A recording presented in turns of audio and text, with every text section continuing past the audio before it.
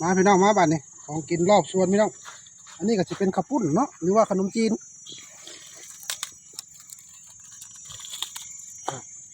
นี่เป็นพักแป้นลามาหนังมาฮะนี่จะเป็นพริกเนาะพริกที่เราปลูกเองก็คือว่าออร์แกนิกเกิน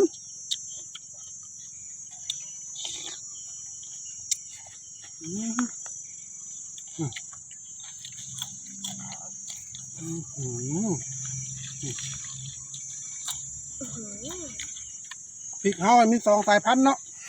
นี่สายพันธุ์ที่1เดี๋ยวนี้คือสายพันธุ์ที่2